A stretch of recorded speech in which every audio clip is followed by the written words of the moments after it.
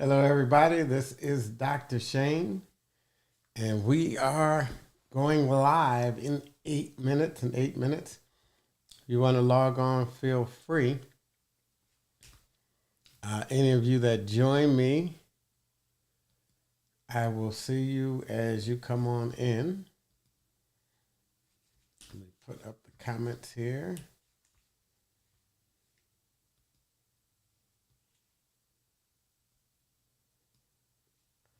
And I look forward to you joining me. This is the wrong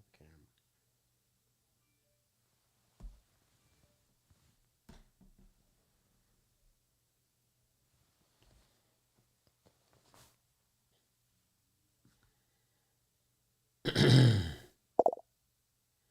Hey, Patricia, how are you doing? Feel free to type any comments you have in the browser. We won't be going on for a few moments, but I'll be saying hi to all of you as you arrive. We got our little countdown clock here. So we are ready to go. I think you are going to love tonight's program. I'm hoping you will. Anyways, I've put a lot into your liking it, so I think that you will. Very, very, very excited. Patricia, where are you from?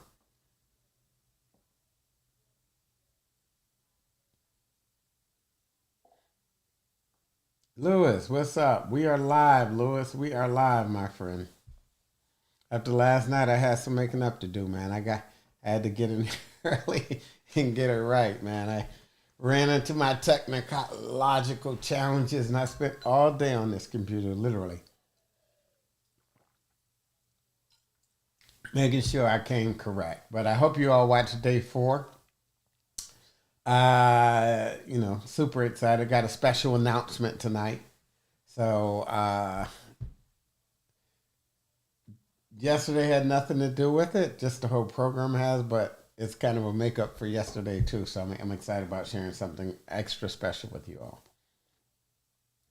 So we will talk to you about that towards the end.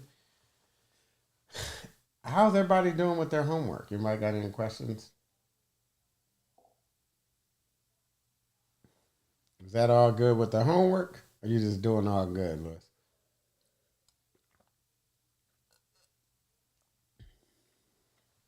And ladies, don't y'all be talking about brothers not being into it, because this brother has been here every night.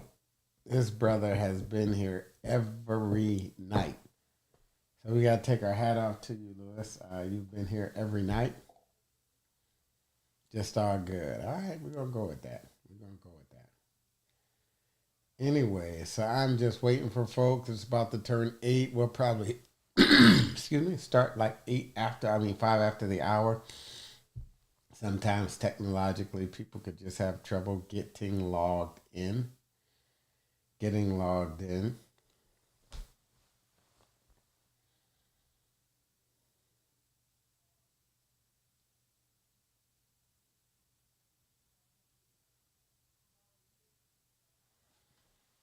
So I got my seeds.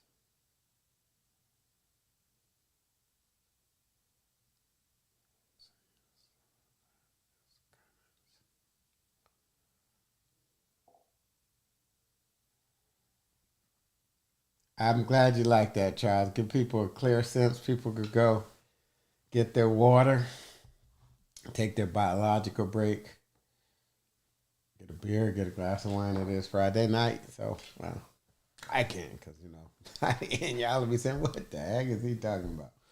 That wouldn't end well.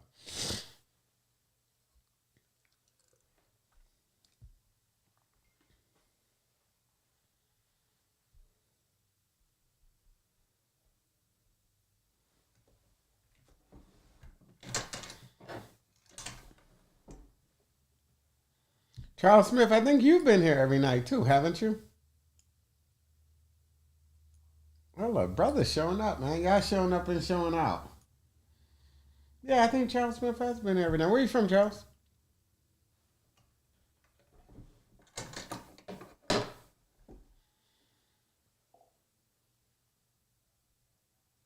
Renee, you've been here at every session too. She even made my lunch session. I'm like, okay, she is for real, for real. Yes, Tiffany and you have been here every night. Okay, that's pretty good. That's pretty good. That's pretty good. There are a few couples who've been here every night. Well, I thank you for that. I know that's something special to do. Admire your commitment. But you know, the weird thing is, a lot of people think that this is for couples that are challenged. Not necessarily. I have couples that are tickle pink with each other, and they'll be like some of my most consistent clients ever. So it's always interesting. Always interesting to me.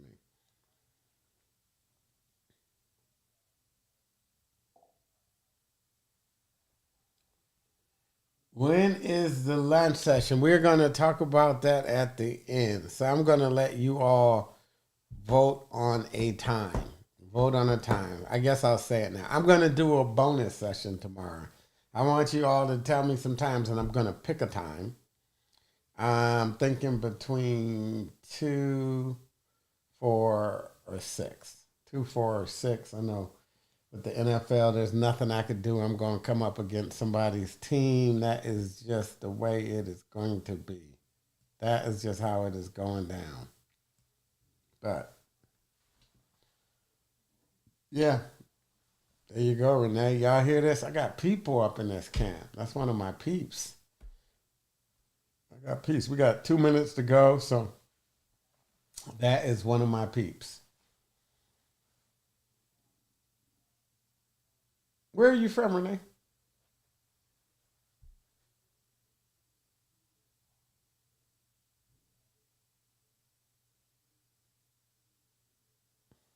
My hair looking all crazy, man.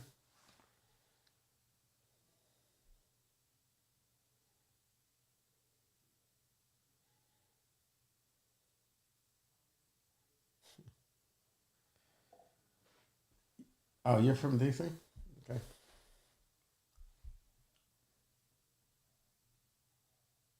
Now I gotta ask what part, because DC is so different depending on where you're from. Do you have a schedule when you go live? I have a definite schedule when I go live. The problem is, I know I'm gonna be done like on the hour. The problem is, I don't know what part people are gonna get more responsive about. So you can't plan it out perfectly. Like you may think, the slide 5 is gonna get them, and no one reacts to slide 5, and then slide 9. It's like, oh my god, you just threw it in at the last minute.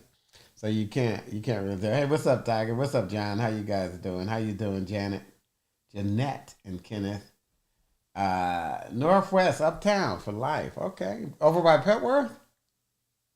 I'm trying to think that would be North. No, could be by Petworth. Could be the Gold Coast. A lot of places over there. Lots of places over there.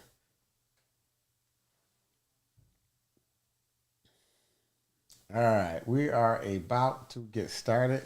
If folks come later, they come later. It is a Friday night. So, all of y'all, I'm going to ask you now, cast a vote.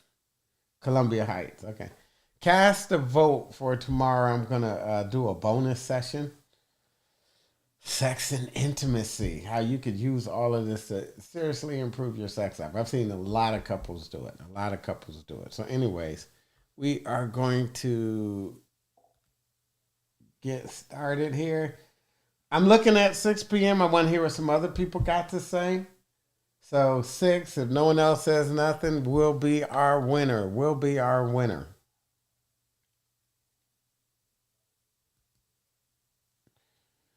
Okay, well, I thank you all for joining me through this series. It has been just an amazing thing to do, and I'm very happy to be able to do it. One second, I'm looking at I got 2 computers up here. So, I mean, I got a computer and a camera. Okay, that one's not cooperating today. That one was cooperating. Now it's not. One second. 6 works. What time? It depends on who's your team. Who's your team?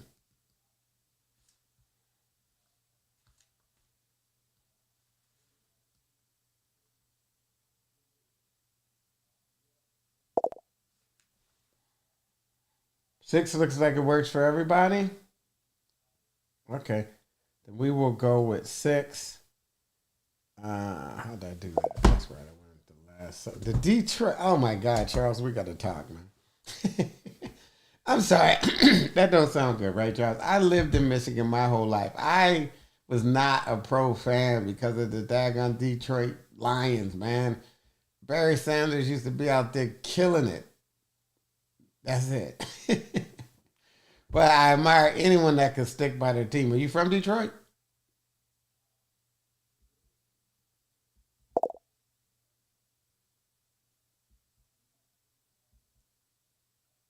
You rep in Detroit, Charles? There's a lot of people from other places ain't no Detroit fans, man. All right. Maybe they'll tell me later. So we are going to get started. I am going to start. Absolutely. You from Seven Mile? Yeah, I used to live on that is so funny. I used to live right over by 7 Mile. I used to live in Southfield. I lived in Detroit for a long time. Well, it felt like a long time. It was 2 years, but I got like 5 cars stolen, and I was like, okay, it's official. I'm representing. This is my city. You're from the West Side, living on in 7 Mile. I love the place. It was fun. I ain't like what they did to my cars, but anyways, we will get started, and we will start by talking about our homework. So I want to welcome you all. Both games are on Sunday. Oh, so we good tomorrow, y'all? We good, right? Okay, day 5. We're on day 5, but it's a bonus session where we are going to put all of this together to help you really address intimacy and sex. And the way it is kind of like this, really, to be honest with you. A lot of times I'll talk to couples and they got a sex challenge. And my first question to them is, well, how was your sex life? Here, let me switch screens.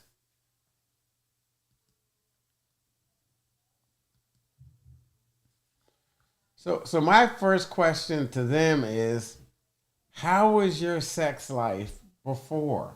How was your sex life before? And they'll say it was great in some instances, not so good in others. If it wasn't good, okay, things will remain the same. But if it was good, if it was great, I'll ask when did the difference or disconnect happen. A lot of them will center around a major miscommunication where they did not close the gap. And so tomorrow night, we're just going to tie all that together.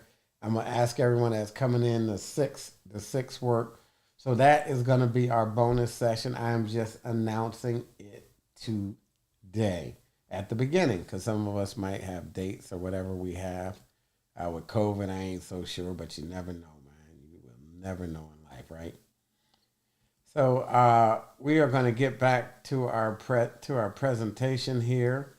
So my first question for you all: we are on day 5, closing the gap, the art of getting heard. 3 reasons why you're stuck. 3 reasons why you're stuck and remain stuck, and what to do to get unstuck. So we will start right there. So we'll start with checking in and with the homework. How many people? What you think of the homework last night? Did any of you get to talk to your spouse about the homework? Because I think it's real important to compare if we can. All right. So day 4 homework. Could something other than communication be the problem? A lot of times we think it's purely communication. Frequently, it's not, Bruce. Frequently, I'll be honest with you, it's not what we're saying at all. It's how we feel about the fact teller.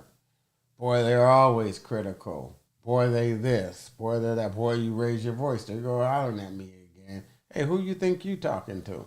Very seldom are we fighting about the actual communication itself. So, uh, who is most likely in your marriage to be called needy and negligent, and is that a fair assessment? Hey Keith, thanks Angie. Angie hooked you up with the link. So is that a fair assessment? How do you think your difference in How do you think your difference in processing? I talked about the three types: non processors, processors, meta processors. How do those differences impact your sex life? How do those differences impact your intimacy? I want you to redo a conversation and tell me how it would change. Now, I want you to type in the browsers if you did the homework or if you spontaneously think about it.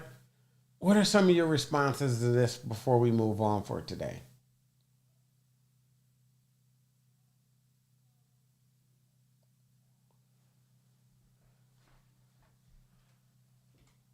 I know the first time I was exposed to this, it changed the way I saw my clients. A lot of things that I thought were personal and people were not tractable. Hey Tammy, how you doing? Thanks for joining us again. Just to let you know, we're doing a bonus session tomorrow, and everybody voted for 6 p.m. If that time absolutely doesn't work, you could type it in the browser. So these are the 4 questions as we look at the homework. I want you just to think about these things. It seems like no one has comments on them. That's fine. I will move on to the next slide, which looks at kind of what parts I want you to look at today. We are going to talk about why you both may be narcissists. Oh, Lord, I didn't got everybody mad at me, right? Everybody's mad. But we're going to talk about why you both may be narcissists. That doesn't sound right, does it? I don't think either of you actually are, but it gets your attention, right? Do you really have monologues that you mistake for dialogues? A lot of times we think we're communicating effectively. We don't even hear each other. We don't even hear each other. We don't have a dialogue going. We have a monologue going. Anyone will admit to that before this session, that sometimes either their spouse or them, they're just going on and on and on. Not a narcissist in that way, Tammy. You are not a narcissist, but you may have a narcissistic wound. I just say that to get people's attention this Friday night. I don't think you're a narcissist in any way, but you'll see what I'm talking about, okay? Why trust may be the elephant in the bedroom. The elephant in the bedroom. Hard to imagine, but trust. People say they got bedroom problems. A lot of times their problem happen before they even get to the bedroom. And how do these gaps impact your intimacy and your sex life? So we will get started without any further ado. This again is about closing the gap between the marriage you said I do and the marriage that we have, the marriage that you and your spouse have. How do we close that gap? We were soaring with the eagles. Some days, maybe more days than we like. We're down here puttering along with the pigeons, the crows, and the buzzards. We don't like that disconnect at all. So, we ended the last session by talking about where the communication gaps happen, and it is the disconnect between what you say, probably pretty clear to you, how you say it. And this is even just nonverbals alone, but it could be verbal. It could be what words you use. It could be nonverbal. It could be how you say it. It could be, do you walk up towards somebody when you say it? Are you in their space when you say it? Are your hands flailing? Are you calm and very peaceful and they think, boy, this should upset you? It does me. Nonverbal cues. So what you say, how you say it, what words you use, what position do they think you're taking, what posture? Is it, I'm okay, you're not okay? Or is it, I'm okay, you're okay? Very, very important. And people will interpret that very, very, very, very differently. So there's what you think, There's what you say, which is how you say it. And then there's what they hear. So what they hear, some of it's based on you, some of it's based on them. If you have what they perceive as a loud tone, and you may not be in loud according to your family history.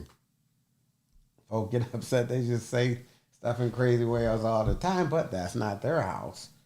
So to you, it's like a 4 or 5. To them, it's like a 9 or a 10. Anyone ever have that happen to them? Where you just realize getting married is a cross-cultural experience. We have 2 different cultures. And we expect other people to act in accord with our culture because that's how we grew up. That's what we know to be normal. So it could be their experience with that. There you go, Keith. It could be they don't use the same words you use. And when you use bigger words than they use, they feel a certain way, or if you use smaller words than they do. It could be they don't trust you, so they don't believe anything you say. Tammy, some of this, yes, we got a gap. So there's what you think, there's what you say and how you say it, there's how they hear. What you mean walking up on me? Who are you walking up on? You got that look in your face. Renee's saying that's us. It's like, folks, this is what happens. This is what I see in my practice. I work with 5,500 couples. I ain't making none of this up. I see it all day, every day. And finally, not just what you hear, how do you interpret that? So if I go between what was thought and what was interpreted, lots of gaps. And this is about closing those gaps. Anyways.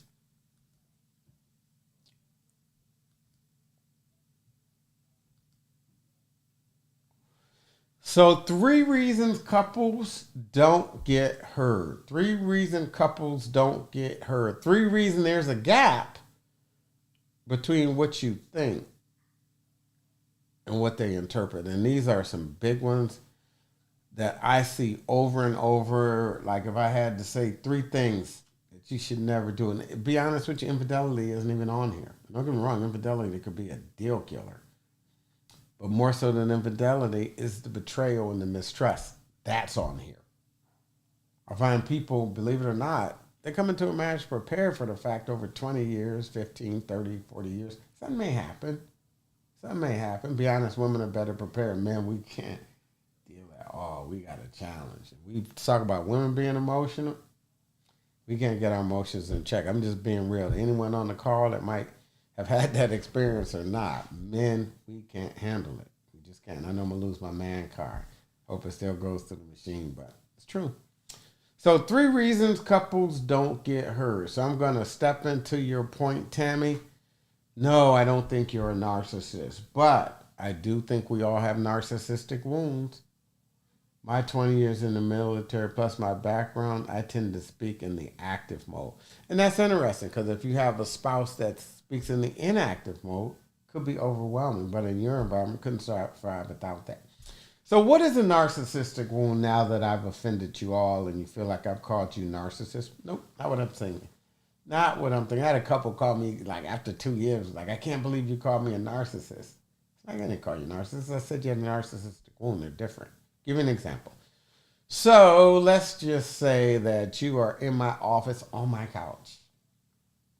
It's early in the morning, and I say, what do you care for? Coffee, tea, orange juice. Coffee, tea, orange juice, water. What do you want? You tell me. I go to get it. As I'm there, I hear some ruffling. Then I hear a gunshot. Pow, pow. Ah! I'm like, what the hell just happened? So I run into my office because I did leave my door open. And I'm ready to go run after this person. But I look back and, oh my God, ma'am, you've been shot in the knee. That is a very painful place to be shot. Ah, I know. Hollering. Painful place to be shot. Horrible place to be shot. Look over at her husband. Let's go get him. He looks at me. He's got his hand over his chest. I notice there's blood going down. I was like, you got hit in the chest? Yeah. So, normally, Most of you men will come with me to get this guy, but you don't. Normally, you're going to attend to your wife's knee, but you don't. Why? Because you have a wound. And you say to yourself, men, if you've been shot in the heart, what are you thinking? I may die. So you seeing your husband shot, ladies, you go to try and help him and you put your weight on that knee and oh my God, it is beyond painful. It is beyond excruciating. It is the end of life as you know it. It's like childbirth, like maybe more, who knows, right? So it is just, oh my God, a throbbing sensation goes through your whole body. You sit right down and you don't attend to his shotgun wound. He doesn't attend to your knee. That's what happens to us emotionally. That's what a narcissistic wound is. When our pain is so great, we can no longer attend to their pain. Narcissistic wound. What do you say, ladies and gentlemen?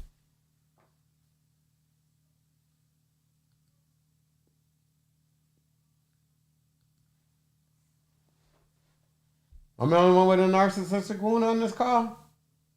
I don't think so. Wow. Yeah. Wow, Natalie. We have a narcissistic wound. And it's like, because we're in so much pain, we don't recognize we could still hurt them. We just lose it.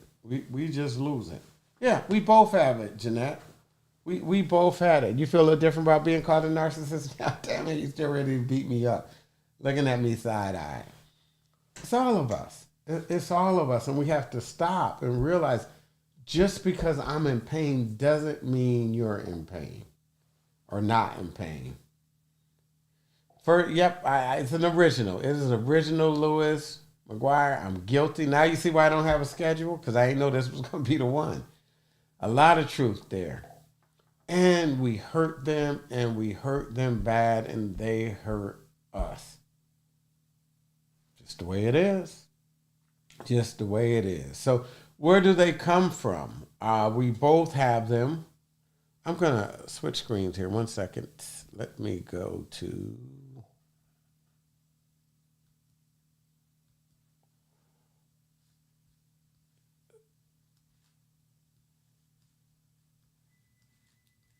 So where do they come from? Some of them just happen organically. You know, we do something that really hurts the person. We offend their mother. We don't mean to offend their mother. And then they come back and say, well, you don't respect my mom. I'm not going to respect yours. Bam. Irreversible. Got a couple come in. Remember I said people hire the same, marry the opposite? She had dyslexia. She was finishing her master's. Didn't matter. Didn't matter how much it cost.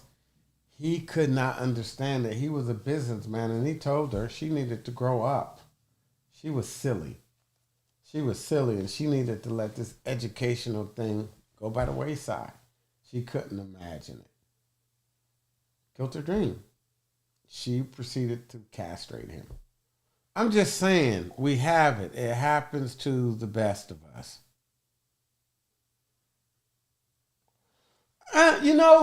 I think you make a good point about being single, but when folk are hurt, they're just hurt. I've seen it from folks who've been single a long time. I've seen it from folks who's been married for a long time. When we get hurt, what happens in a conversation, I'm going to break this down to you physiologically, right? But that's good, Tiger. Tiger says no matter what, I always attend to my wife. That is great to hear. But what a lot of us do is what happens when we're over 110 beats a minute, we're not present no more. We're fighting last year's war or 10 years ago war, wherever that wound occurred. It sends us into like a hypnotic trance. And y'all know what I'm talking about. It sends us to such a place of being hurt, we don't see that person no more. Remember I talked about the 80-20 rule upside down? That's what it is. We do humanize them. We think about the 20% that hurt us 80% of the time. And it's hard to have empathy for someone that you think hurts you when you think about it 80% of the time. You dehumanize. Remember I talked about negative sentiment override? That's what it is. They bring you something, or you're just bringing me something because of X, Y, and Z. Anyways, I believe he's at that place with me. You know, I'll be honest, Renee, you're the first person I've heard really admit that. It is hard for people to imagine that our pain means they shouldn't have pain. And there's a way out. We're going to talk about that way out tomorrow, but there's definitely a way out. Today, we're going to show you how to keep getting stuck in it. Do these wounds come from trauma? They absolutely come from trauma. You are on point. And what happens when we both have narcissistic wounds, our trauma triggers their trauma. Our trauma triggers their trauma. So there's something I didn't say tonight, and that made me think of it. This is not psychological advice. This is not psychotherapy. This is psychoeducation. So I just say it because it's a disclaimer from the standpoint, if you need to talk to a professional about any of this, go talk to a professional about it. Go talk to a professional about it. But this is not psychotherapy. Anyway, absolutely. So we are on the same page about these narcissistic wounds. Do you understand why I called you a narcissist now, Tammy? Or said you may have a narcissistic wound? She's saying no. Well, maybe you're different. And I'm not saying that like tongue in cheek. Some people have a deep capacity to get by it, to get past it. You may be one of those people. A lot of us are more human and we're more angry. And I'm just being very serious about it. Some people are just deeply empathic people. Some not so much. Me, I'm good. I try to be. But boy, if you hurt me bad enough, I'm coming after you. And coming after you for me, maybe just I'm not dealing with you. But when you're married to someone and you don't deal with them, the same effect for them possibly. Thank you for understanding. Can you heal them or do you have to live with them? You know, there is a way to heal them. There's a way to heal ourselves too. First, if you think that it's just them and not you, you're probably mistaken.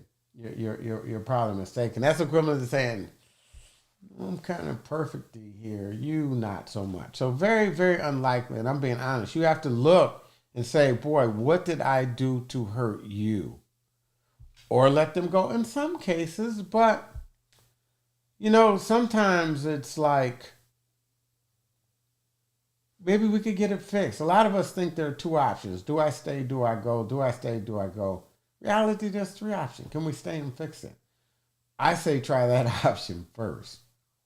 Because usually, like I said, you still love 80% of the person. So anyways, something to think about. Something to think about.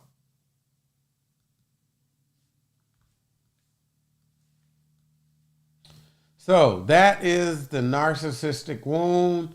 Most of us have them, but that's what happens when your trauma triggers their problem. So during these times, couples think they're having a dialogue. They'll say, let's talk. Why don't you want to talk? Because we're not having a dialogue. We're going to have two monologues. You're going to say what you say. I'm not going to be able to get a word in.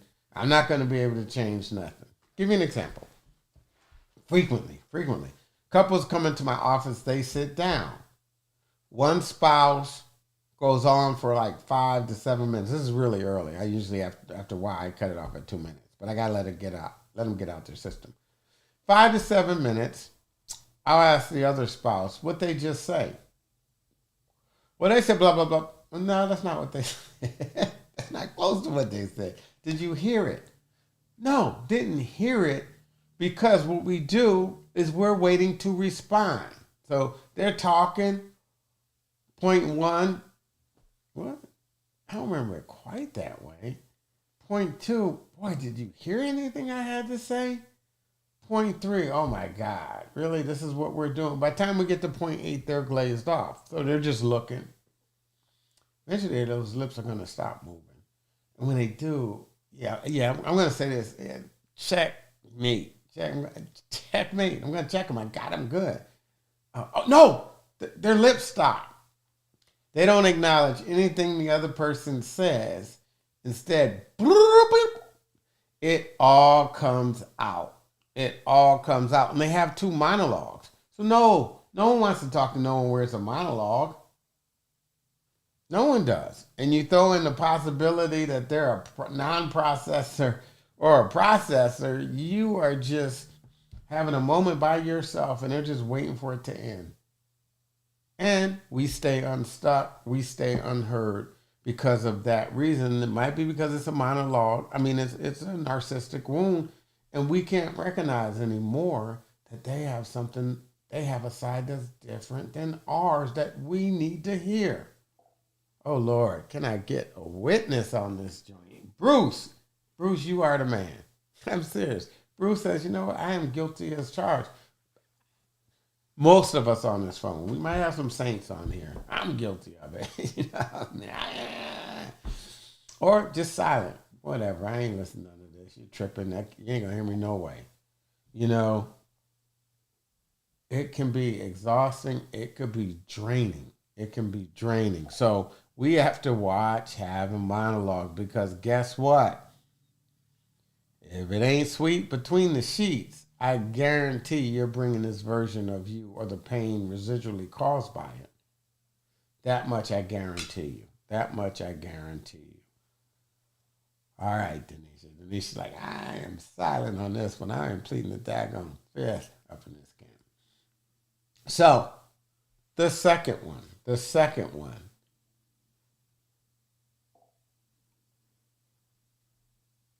When the writer says, I am the opposite. Possibly.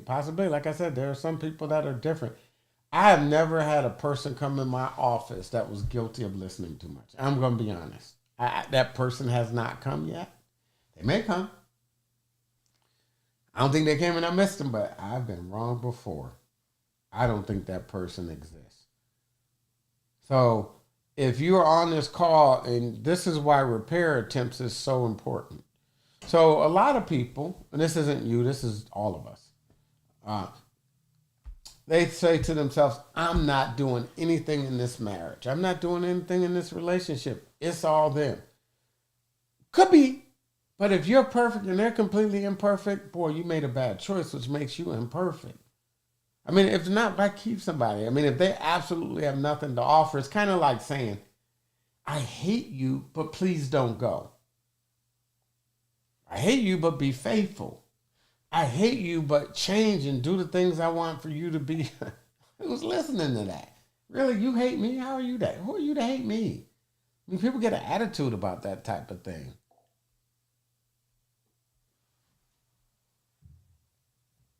Military, you know, Keith, you're bringing it, brother. The brothers, y'all are showing up tonight in a big, big way. So let me repeat what Keith said. Keith says, I can be guilty myself. Military taught me to debate, give rational events counterpoint.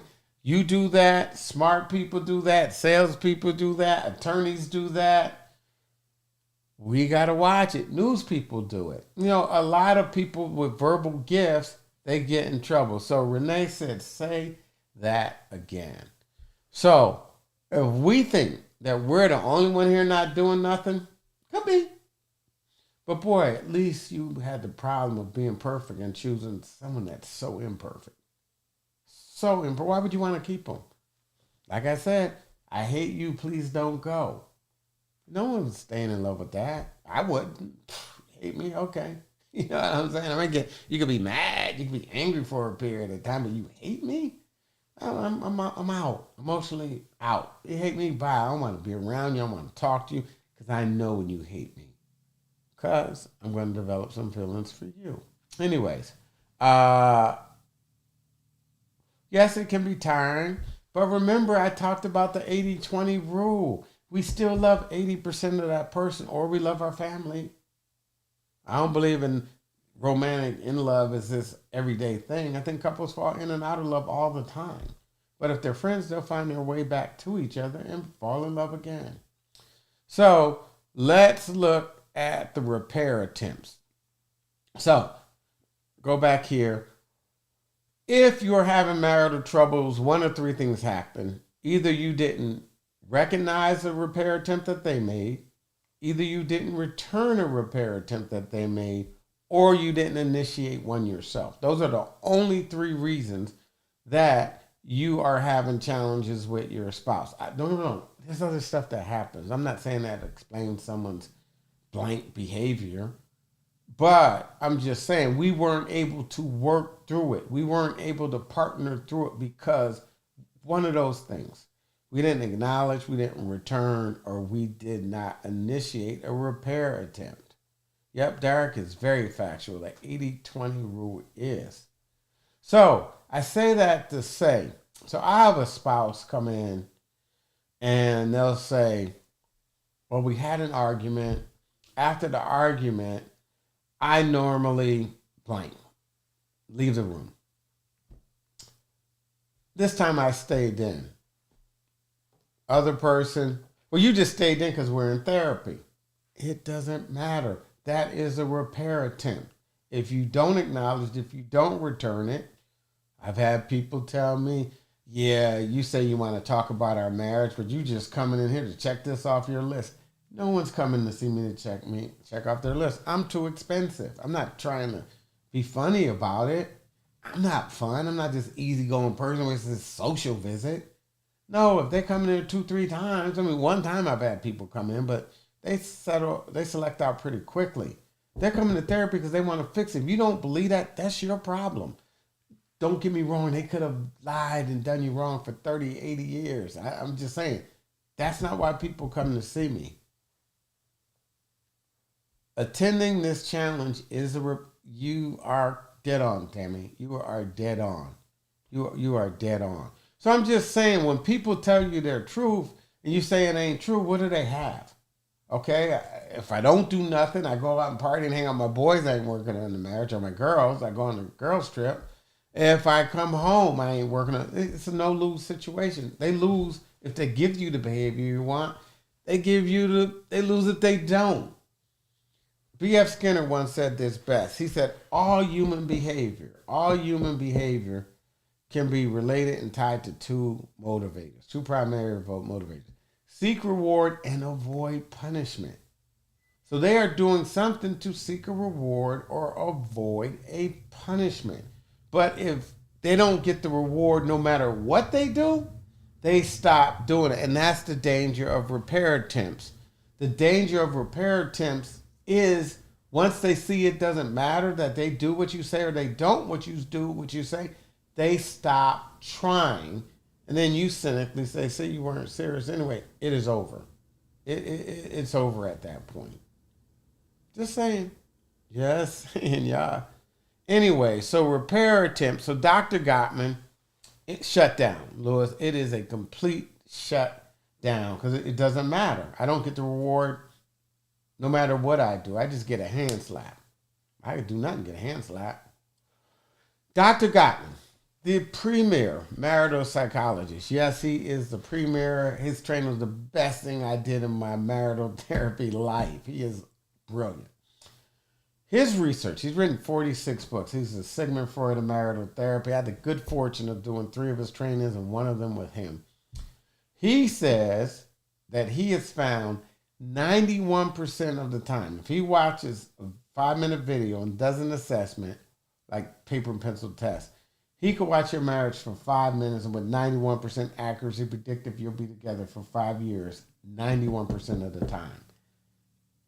15 minutes, 97% of the time. That's amazing, isn't it? Knowledge is really power.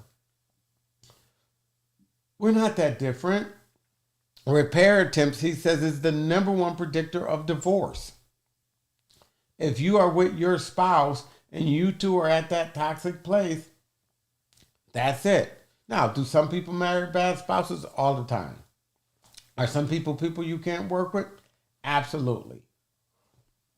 I won't even say because it's going to put someone at a disadvantage. But there are some psychiatric challenges you just can't overcome. I don't have a problem with that. It's the truth. It's just the truth. But that's like 5-10% of people out there at best. And I'm just saying, if they're not a true sociopath or some other things, okay, we got to make repair attempts. Acknowledge or return them. Just as a fact, it's the biggest predictor of divorce. People that don't do that remain stuck. The granddaddy of them all, trust. Trust. Easily established, not so much. Takes a lot to trust a person. Takes time. Easily broken? Yep. One moment, one flash in the pan, one just bad move, and you could erode a person's trust. You could erode a person's trust, particularly if they have a history with that. They have PTSD with trust. Can it be rebuilt? Yep. Not a fun process, but it can be rebuilt. But, yeah, I got this guy up here, right? Donald Trump, President Trump, former president, disgraced president. I don't know, depends. I might have some GOP folk here too. But when people tell you what their problem is and you say fake news, you got a problem. Because you're not only dismissing their repair attempt, you're saying it ain't valid. You're saying to them, I can't bring it to you. Dangerous message. Dangerous message. So someone says, hey, had a woman come in and her husband was an introvert. She was an extrovert. I talked about this in the perpetual problems. He's an introvert. She's an extrovert. She says, look, I'm absolutely going out with my cousins. We are having a girls' weekend. No overnight, but my aunt is getting old. And my sister's throwing this big party for her. She raised us. She didn't have kids herself. We were her kids. No, you can't go. I was like, sir, you sure you want to do that? She's saying she wants to spend time with her family. No, I'll use fake news. He didn't say fake news. No, she don't. She just don't want to be a mother. She's got responsibility. She needs to be here. Now let's look at what being here is. In that case, he is sitting down. He's in the basement. She's on the second or third floor with the kids or by herself in her bedroom. You mean to tell me she's going to be okay and you're going to win if instead of being there imagining what they're doing, she's at home pissed off? You're never having sex again. Maybe you will, but you get my point. You're not going to win, people. And so when we say fake news to people, you don't really want to go out. You just want to get out the house. You want to go to the club. It's not going to win. It's rejecting a repair attempt. You will lose. You will lose. And they won't trust you because that's saying you don't trust them. So we have to trust that they're coming from a place that's important to them. Let me tell you why. When we don't trust, it's a bigger problem. When we don't trust that they're telling us their problem is valid to them, like, hey, you drink too much. Hey, you embarrass me in front of my friends by hollering at me. Hey, you embarrass me in front of my family by kirking out. You're just tripping. You don't want to acknowledge whatever. You know what they say to themselves? Hey, you blow all the money. You don't invest. We can't move forward. They don't say to themselves, you're right. They say to themselves, if this doesn't change, can I live the rest of my life this way? And it causes people to get their hearts broken because they still love the person, but the person has checked out or they're checking out. So one of the things I've learned, and I've talked about this probably every night, angry people don't leave marriages. Indifferent people leave marriages. And when you don't validate or acknowledge any of their concerns, they will become very icy on you. Best quote I heard around trust is that it's lost in buckets but earned in drops. Oh my God. Lakeisha, that is truth. Easily broken, Trinity, truth. Knowledge is power. I think I read that one. You're welcome, Renee. Anyways, say that again. Which one, brother? Which one? Bonnie. Best quote I heard around trust is that it's lost in buckets and earned in drops.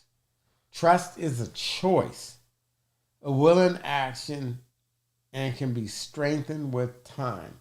Time being the key. Time and consistency. And transparency helps too, right? So a lot of times when we have a conversation, we don't trust their truth. We think there's one truth in the world and it is ours, only in math. 2 plus 2, you guys, everybody in the browser, what does 2 plus 2 equal? Everybody in the browser, type that in for me.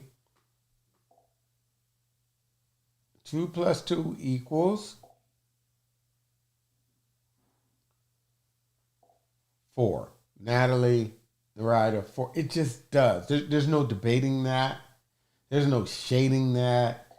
It just does. That's the only time in life there's one truth. Couples will come to me and I will say to them, thank you all for participating.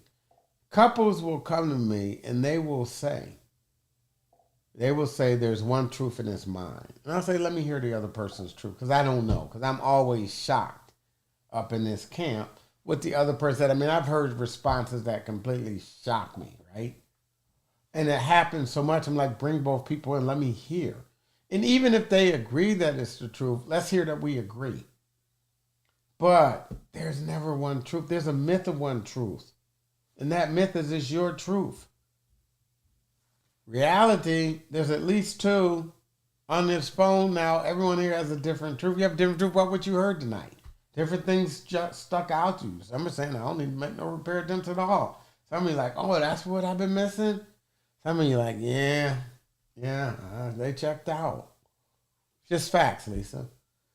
So I say that to say to you, there's a myth of one truth, but something worse happens. We tell our friends, but we don't realize we're telling them a distortion. Maybe we authentically don't. I have a problem with that. I don't think people come to lie to people. We just tell it through our point of pain. We tell it through our prism of pain. Our pain colors the truth. Because our pain hyper focuses in on that thing that hurt us the most. And it probably fits into a narrative that we already have. Probably fits into that narrative. You watch CNN, you watch Fox, people got different points of pain. And I'm not here to say who's right or wrong. I got an idea of what I think, but really they're just hurt. They're fearful of something different than you are. And so those stories fit that narrative, period. But if you're married and you tell someone outside your marriage, outside of counseling, we all need people. Don't be mad if someone's talked outside your marriage. Everyone's discussed. I'm hurt, I'm crushed. Hey, I'm going to talk to somebody. They're going to talk to somebody. This is the way it is. But don't think we're telling the truth. Oh, girl, they just don't want to be married. Never did. No, they married you. They wanted something. I don't know what it is. Maybe they don't. They don't want to be married because y'all ain't working. So I'll give you an example. Person comes to me. They say, this person won't talk to me. This person won't talk to me. So I say, Mr. or ma'am, why won't you talk to him? They're like, I love to talk. I said, do y'all talk a lot when you date? Oh my God, all the time. We stay up all night listening to each other. Breathe. Just didn't even matter. I just wanted to be with you. I said, well, sir or ma'am, and I've seen this happen. What happens when you talk? They said, well, usually I'm talked over, or they tell me it's fake news, or they're more verbally gifted than I am. So I can't really keep up. I mean, they're on 8.8, and I haven't really talked about one of my points yet, really. If talking becomes a punishment, talking isn't the problem.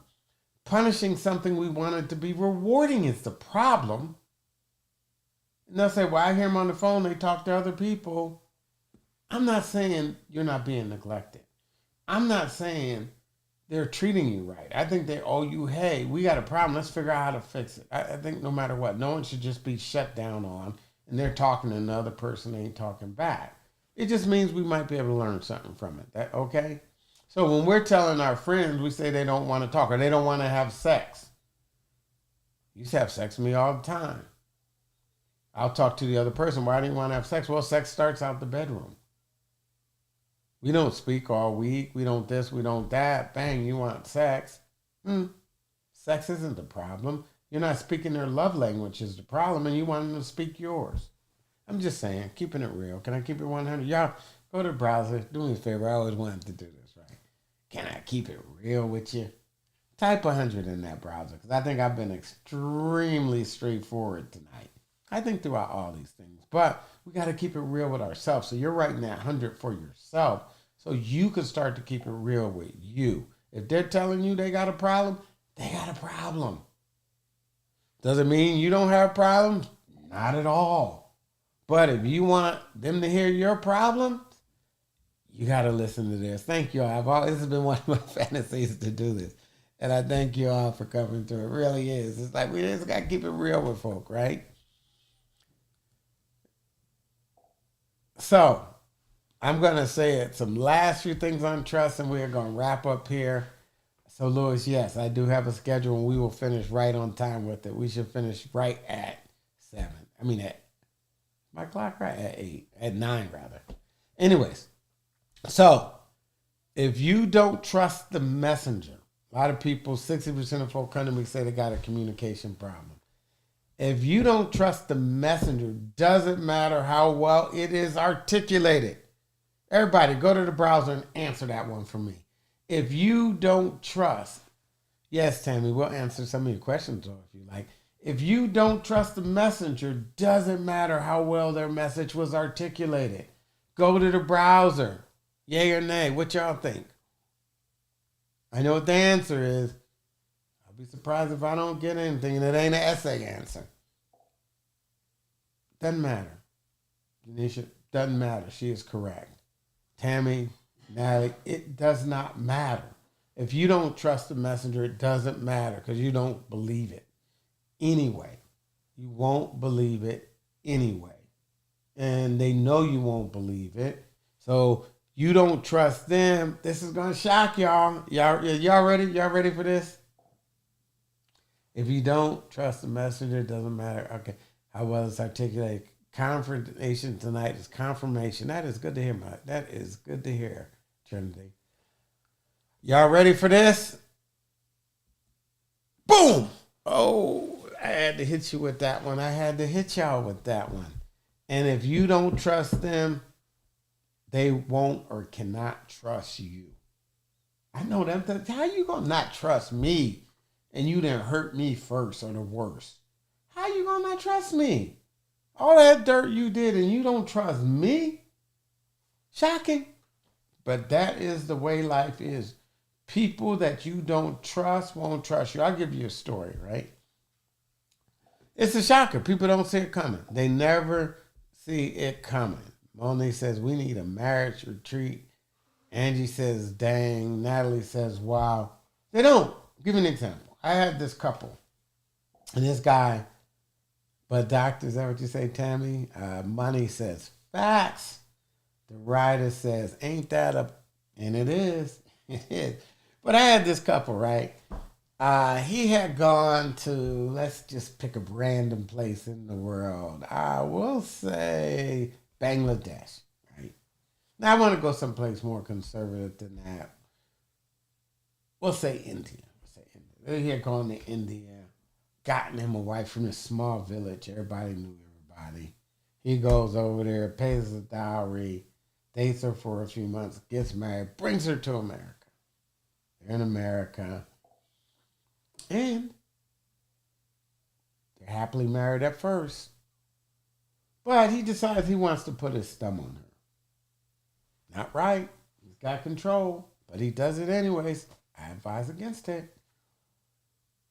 Like this. She starts talking to her friends. They're like, babe, this is America. You ain't got to take all that. You are in America. We don't get down like that. Men don't have that kind of power here. Up in arms, she says, hey, I'm not taking that. He says, who you been talking to? It don't matter who I've been talking to. Who you been talking to? My friends. I'm divorcing you. Do not ever, ever, ever, ever in the history of evers tell someone you're divorcing them. Unless you're divorcing them. Like, you got an attorney. The U-Haul is like, it's on its way. The attorney's check is cleared. The reason I say that, something different happens when you say you're divorcing somebody. They can't trust you. They're not changing. I'm not changing for someone who's about to leave me. I'm not putting all this money in this account. So what happens is they were about to buy a house and were renting, they had a lease option to own. As luck would have it, he got a lien on his credit. Got a lien. She had perfect credit. He said, okay, he devised some scheme. We're going to buy it in your name. She said, I'm not buying that house. He's like, what do you mean you won't buy a house? All the bills I pay around here. Thumb under the neck, right? What you mean? You ain't buying no house. You ain't putting it in your name. She said, I don't know why you came to India to marry me. You talking about sending me back. I'm not getting humiliated. I didn't come over here. You got a house and I'm back there being stoned to death or whatever she feared. Maybe not being stoned, but certainly being, a blight to society and her family, because that's how that culture got down in that small village. Thank you, Trinity. People don't do what you think you're going to do when you say you're divorcing them because they don't trust you no more. Now, if you divorce them, man, you divorce them. That happens. But just blustering to get somebody to change, you better be extremely serious if you're telling someone you're divorced. You can say, hey, this ain't working. We need to figure it out. And if we can, we have to ask her some hard questions. That's okay. But to tell someone that you're divorcing them, you're not really divorcing them, you just want them to change. And I get it. You get angry, you get hurt, you get upset. Just Trinity says we need a session. I may have something even better for you, Trinity. Stick around. So anyways, that is the way it is. And one more boom. I'm going to let y'all read this one first. Trust is likely, if not most definitely or inevitably, the elephant in your bedroom. I'm going to end on that note because that is the truth, y'all. That's the truth, Ruth. So I thank you all for coming tonight. I'm going to take a few moments and look at your time. So, Lewis, you had a question of me. You said, do I have a schedule? We're stopping at 8:58, Lewis. 8:58. I got 30 seconds to go. A minute and 30 seconds to go. So, yes, we have a schedule. Any comments? I'm asking all of you for what I call 15 seconds of fame. Erica Hamilton says, yeah, the sword should be off the table. The D word should be off the table, boy. It's just a powerful word. And if you're one to anger, you can't come back and undo it. Once you said it, it can't be unsaid. It can't be unsaid. Anyways, we are going to wrap up here. We all, at least people said that we wanted to meet tomorrow. Anyone have a problem with 6? Because we are on for 6 tomorrow. Does that work for everybody? So what is our topic going to be about tomorrow? Words do matter. So I'll give you our topic for tomorrow, and then I'll come back to this. Our topic for tomorrow. One second here. Our topic for tomorrow is, because this won't be in your manual.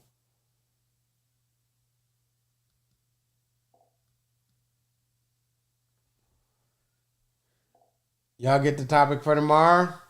Closing the gaps can dramatically transform your intimacy and sex life. I've seen it a gazillion times. Anyways, so we are here. I thank you all for making it the 5 days. I think tomorrow we are definitely going to have the bonus session, and it looks like it will be at 6. Any comments from anybody? One second, let me see what I'm doing here.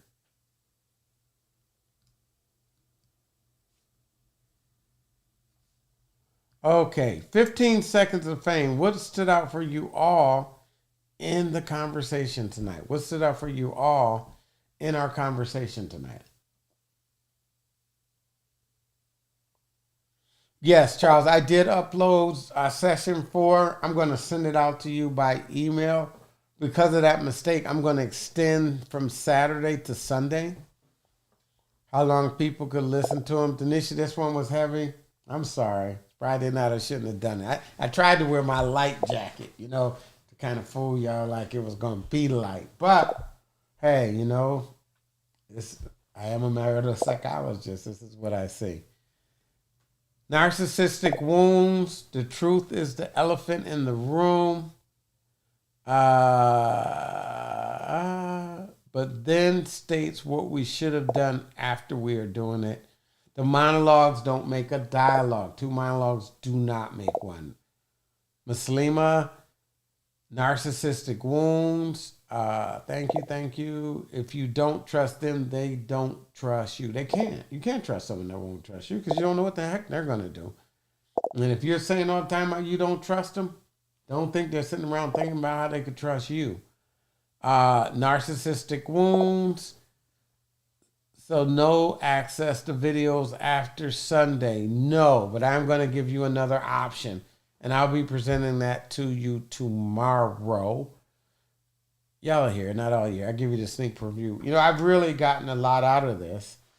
And I realized everyone doesn't have access to me. My schedule is getting a lot busier. Costs went up a little. And that could be prohibitive. To be real honest with you, it's just a lot more demand, and this is an opportunity for me to serve more people. So I'll be doing a lot more stuff indirectly, but I'm looking at a membership site, and I will announce that tomorrow, how you could be in the membership site. You have access to this and trainings on a variety of things. We'll talk about all that tomorrow, and you will also have the opportunity to get special topics. So won't break the bank, won't be nothing crazy expensive, won't be like coming to see me, but could be very effective. Again, not psychotherapy, but psychoeducation. Don't use the D word. I have narcissistic wounds. Erica, that is so sweet of you to say. Erica might be the only person I miss. No, some other people did. If you don't trust me, I won't trust you. Believe their truth because it's true to them. It doesn't have to be true to you. If it's true to them, that's what they're making their decisions based on. So have we repair attempts? Thank you so much. Share these posts. And that's why I moved from the private group because you couldn't share them.